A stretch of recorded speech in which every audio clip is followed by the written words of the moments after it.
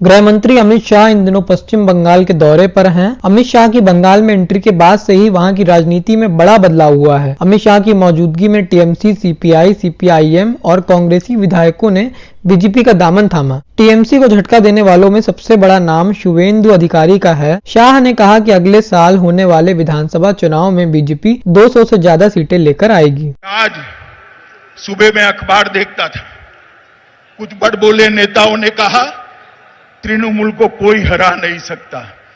मैं उनको याद कराना चाहता हूं कि संसद के चुनाव के अंदर आप कहते थे बीजेपी का खाता नहीं खुलेगा।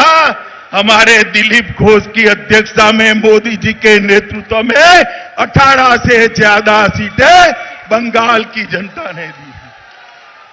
और दीदी कान खोलकर सुन लो, आज लाखों लोगों की हाजिरी में कहने आया हूं मैं, जब विधानसभा के चुनाव का परिणाम आए, परिणाम देख लेना, इस बार 200 सीटों से ज्यादा सीटों के साथ भारतीय जनता पार्टी की सरकार बनने जा रही है। शाह इसके अलावा बीजेपी कार्यकर्ताओं की हत्या को लेकर ममता सरकार पर जमकर बरसे। हमारे पार्टी के अध्यक्ष श्रीमान नड्डा जी आए थे, उनके गाड़ी के कॉनवे पर बड़े बड़े पत्थर मारकर हमला किया गया। दीदी क्या आप समझती हो कि इससे हम डर जाएंगे क्या? हमारे 300 से ज्यादा कार्यकर्ता की जाने गई है, मगर दीदी सुन लो, जितनी हिंसा करोगी भारतीय जनता पार्टी का कार्यकर्ता इतनी जोर से आपका सामना करेगा। टीएमसी पर हमलावर होते हुए शाह ने कहा कि मोदी जी ने गरीबों के लिए जो अनाज भेजे थे वह तृणमूल के गुंडे हजम कर गए।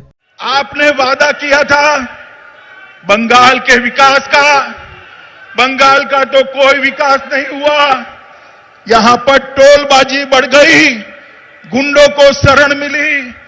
आपने वादा किया था भ्रष्टाचार हटाने का, मोदी जी ने अम्फान तूफान के लिए जो पैसे भेजे सारे के सारे तृणमूल के गुंडों के पॉकेट में चले गए। मित्रों, पॉकेट में मोदी जी ने कोरोना के कालखंड में गरीबों के लिए 8 महीने तक अनाज भेजा, सारा का सारा अनाज तृणमूल के गुंडे चपत कर गए, बंगाल के गरीबों को नहीं मिला।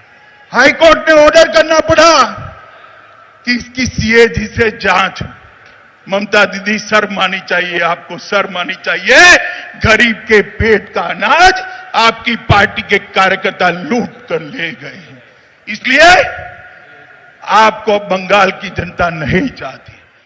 अपने भाषण में अमित शाह ने ममता बनर्जी पर जमकर निशाना साधा। उन्होंने कहा, दीदी कहती हैं कि बीजेपी सभी दलों से दल बदल करती है। मैं दीदी को याद दिलाना चाहता हूं कि आपकी मूल पार्टी भी कांग्रेस ही थी। यह तो सुगबुगाहट है। जिस प्रकार की सुनामी मैं देख रहा हूं वैसी ममता बनर्जी ने कल्पना भी नहीं की होगी।